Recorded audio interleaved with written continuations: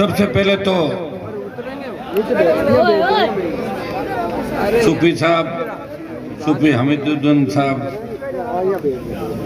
की दरगाह, जहाँ मैं कल भी हाजिर लेकर गया था, ज़ियारत करके गया था मैं। उससे पहले भी कई बार मैं यहाँ पे उपस्थित हुआ। और मैं आपके बीच कोई नया नहीं, आप सबका स्नेह आशीर्वाद किसी न किसी रूप में मुझे हमेशा मिला, मेरे परिवार को मिला।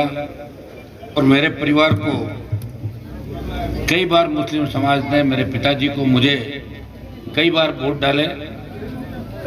और अब के मुझे पूरा भरोसा है कि जैसा आप चाहते थे वही काम राजस्थान के अंदर हुआ और आरएलपी कांग्रेस का अलायंस हुआ। और आप सबने जो ऐतिहासिक स्वागत का कार्यक्रम रखा कि सूफी साहब का आशीर्वाद हमेशा मेरे साथ रहा जीवन के अंदर। ख्वाजा साहब के बाद बराबर की मान्यता पूरे देश से लोग ज़ियारत करने के लिए नागौर सूफी साहब के नाम से पूरे देश के अंदर जाना जाता है। जब वहाँ जाते हैं, नागौर का नाम लेते हैं, निश्चित रूप से लोग कहते हैं कि सूफी साहब की दरगाह के अंदर ज़ियारत करने के लिए हम उस सन में गए थे, उस सन में गए थे। तो बहुत बड़ा गर्व हमें महसूस होता है। ये सूफी साहब की धरती है, ये लोक देवताओं की धरती है, जिन्होंने समय समय पर प्रत्येक समाज को आगे बढ़ाने का, प्रत्येक समाज में भाईचारा स्थापित करने का और प्रत्येक वर्ग पीड़ित शोषित को आगे लाने का जिले के तमाम लोगों ने प्रयास किया। और प्रयास का परिणाम कि आज हम सब मिलके एक दूसरे का ध्यान रखते हैं। और मुझे इस बात की खुशी है कि आप मेरा बहुत सम्मान करते हैं। और नागौर में नहीं, पूरे राजस्थान का मुसलमान हनुमान बेनीवाल का सम्मान करता है। वो ये चाहता है कि ऐसे मजबूत व्यक्ति को हम मदद करें। दुर्भाग्य से राजस्थान में पार्टियां बनी नहीं कभी। तीसरी पार्टी की परिकल्पना, बड़े से बड़े नेता हुए राजस्थान का नाम तो बहुत बाद में आए थे, लेकिन तीसरी पार्टी राजस्थान में नहीं बनी। और जिन प्रदेशों में तीसरी पार्टियां बनकर अगर वो सत्ता के अंदर आई तो बिना मुसलमानों के सत्ता तीसरी पार्टियों की देश के अंदर कहीं नहीं बनी। चाहे बिहार का उदाहरण देख लें, चाहे झारखंड का देख लें, चाहे उत्तर प्रदेश का देख लें। और कांग्रेस का अगर आज की तारीख में सबसे पक्का वोट है राजस्थान में। बाकी हमारे वोट तो क्या डेपुटेशन में आते जाते रहते हैं, मैं आपको बताऊं। मजबूत अब तो सारे अभी साथ है आपके नागौर के अंदर, लेकिन कई जगह चेंज हो जाते हैं। लेकिन मुस्लिम 100% और दलित, ये लोग कांग्रेस को वोट करते हैं। इसलिए करते हैं कि आज़ादी के आंदोलन से लेके भारतीय जनता पार्टी तो 80 के अंदर आई थी, बहुत जूनियर पार्टी बीजेपी 80 में आई थी। और 80 के बाद जब बीजेपी बनी पहली बार तो 2 सीट आई, फिर धीरे धीरे ये करते रहे और इस तरह का वातावरण देश के अंदर पैदा किया।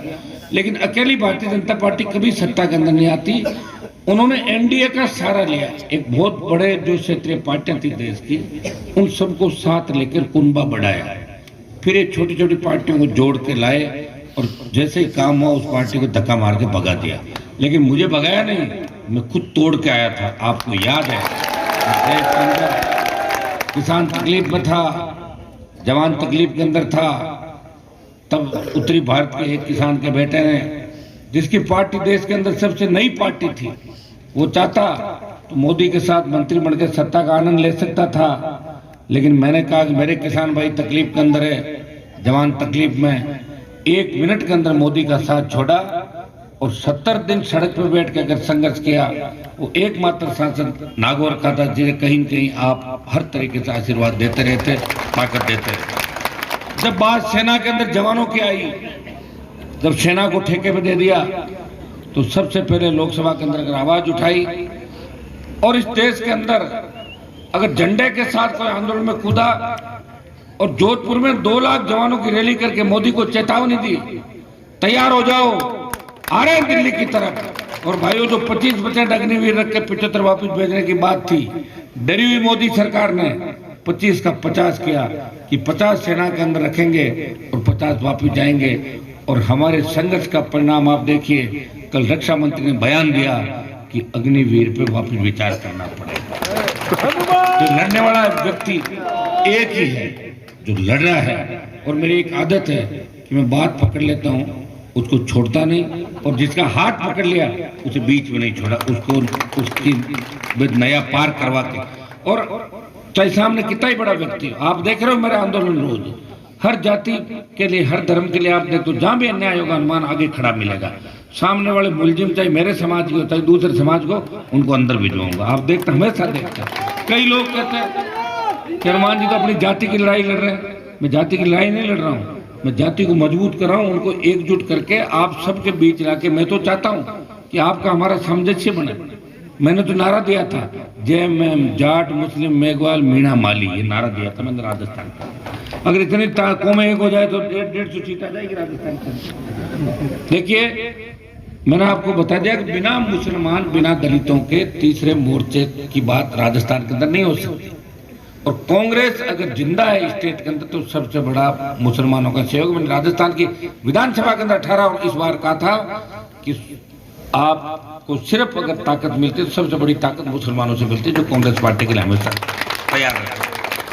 मैं तो आपको इतना ही विश्वास दिलाता कि आप मुझे इस रण के अंदर, इस संघर्ष के अंदर जिता के भेजोगे तो निश्चित रूप से आपकी कौम का कैसे विकास हो, कैसे हमारा मुसलमान इस मुख्य धारा के अंदर जुड़े, हमें भूलना नहीं चाहिए। जब देश को आजादी दिलाई थी तो हिंदुओं के साथ मुसलमान भी अंग्रेजों से कंधा मिला के लड़ाई लड़ रहा था।